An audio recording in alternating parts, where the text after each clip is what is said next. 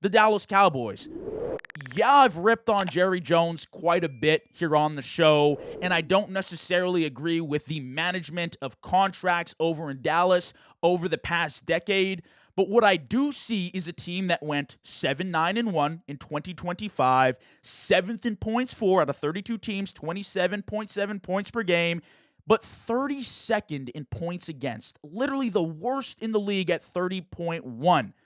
This is a team that has the offensive firepower, but needed a stable defense and a stable defensive coordinator last year to make noise. I mean, they almost made it. They were 7-9-1, a few more wins with a little better of a defense. They could have made some noise in the playoffs.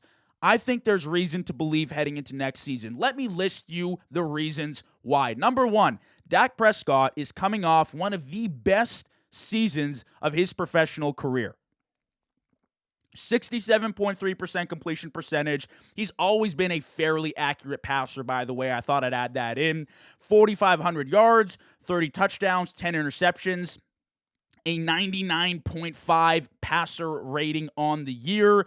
The mobility this year was fantastic. It honestly shocked me. Coming off the season-ending injury, getting a little older in age, I was a little bit concerned, but he came back slinging the rock, confidence boosted with an extra weapon on the field, which I'll touch on right away, and he was in full command of games all year long. It was week one, first game of the season.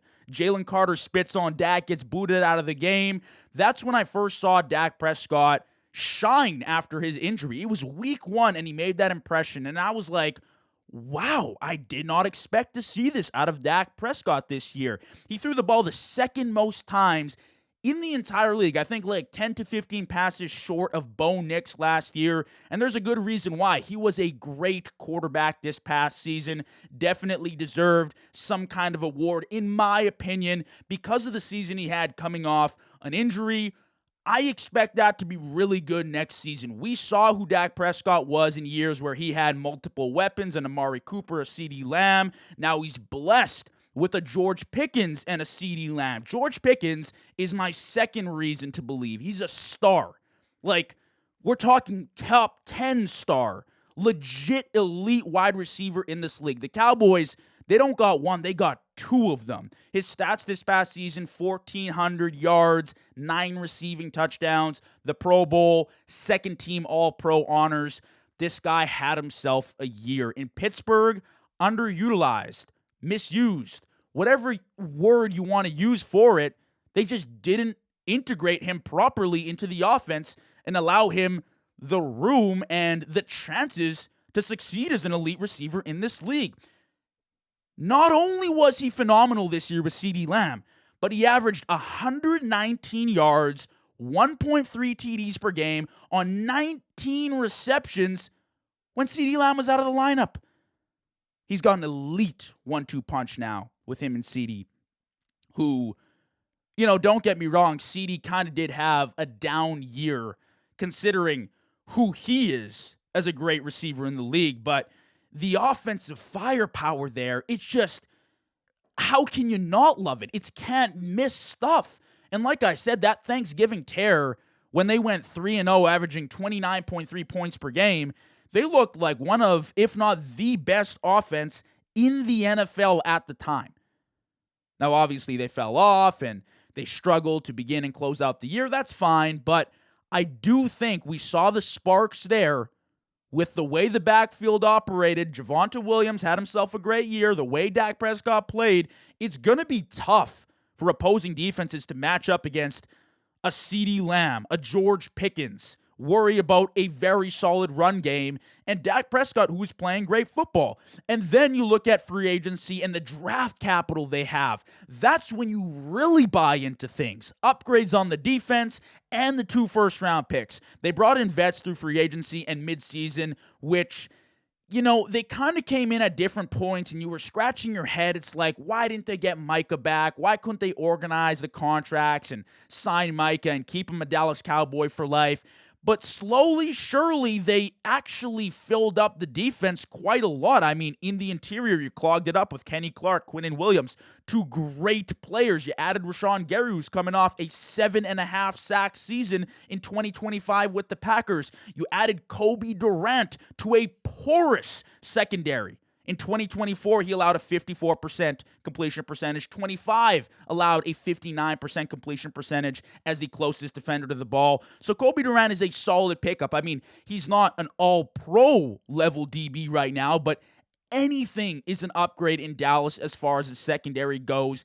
And he adds a lot of versatility to the secondary, the ability to play multiple positions outside and in the slot as well. Having experience at both positions is huge. It's exactly what a guy like Christian Parker, the new DC in Dallas, wants to have in his toolkit to roll out every single Sunday. But then on top of that, I already mentioned this, 2 first-round draft picks this year. Expected to be defense and defense. And that's what really reels you in. That's what hooks you with this team. My biggest priority is pressure off the edge. Now, I raved about Rashan Gary. I really like the move. You bring in a vet that's doing it at a high level, but you still need that game changer, right? You can't settle with a 7.5 sack season, especially if you're looking at winning a playoff game, going all the way, which every team wants to do. You know, teams that get to the quarterback, they succeed in the NFL.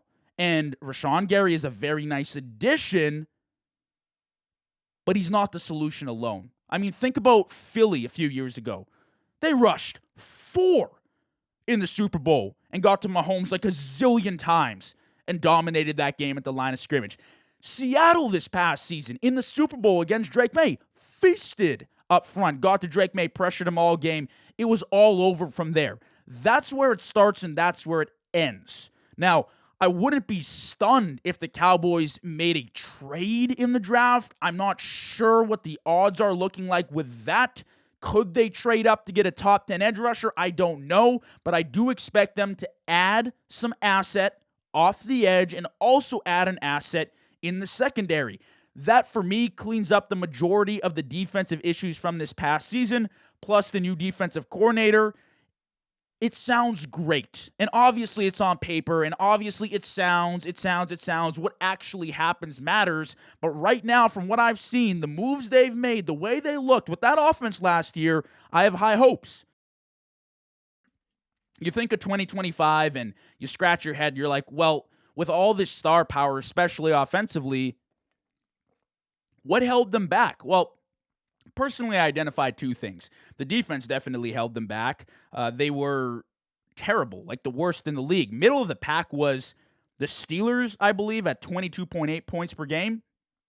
With a defense like that, the Cowboys definitely make the playoffs with the way the offense was producing. And they just started too slow. They were 3-5-1. They were losing gimme games early on in the season, and they just weren't finishing their one-score battles. And for the most part, that was on the defense. It wasn't an offensive issue. But again, here's why I'm giving them the chance in 2026. I love the offensive firepower. If you couldn't tell, with Dak, CeeDee, George Pickens, Devontae having a career year, 1,200 yards. My biggest reason to believe in this defense is honestly the addition of new defensive coordinator Christian Parker from Philly. This is a guy that Eagles fans in division have absolutely raved about, and they'll talk a shit about a lot of things, but Christian Parker isn't one of them. And they now go into the draft with 2 first-round picks to spend on assets on the defensive side of the ball. You had your strong free agency push, and I would like to mention I'm a huge fan of a linebacker, edge, whatever you want to call him, over there in Dallas. Overshown when healthy. When I've watched him play, he's an absolute baller. Listen, there is a lot of what-ifs with this Dallas defense. But I think the moves they've made are clear, definitive upgrades to what they had last year with Matt Eberflus. And from there, you're just climbing the ranks and you're getting better and better every week. The final thing is I truly think they could win out in this division. Philly is the best team right now on paper. and they've won the division back-to-back years, but I don't think they're this juggernaut anymore. Like, they've lost players. The offense has not been nearly as consistent as you'd like, considering how many guys you're paying top dollar over there in Philly. I think this is anybody's division. And if Dallas has a hot start to the year and can get up on divisional battles and win a few key divisional games, I see them winning out in this division. Now, I'm not necessarily calling it right now, but if they won the division, I'd be like, yeah, that makes absolute sense. So I think the Cowboys right now can leapfrog Philly and actually win the division or at least make a playoff spot next season.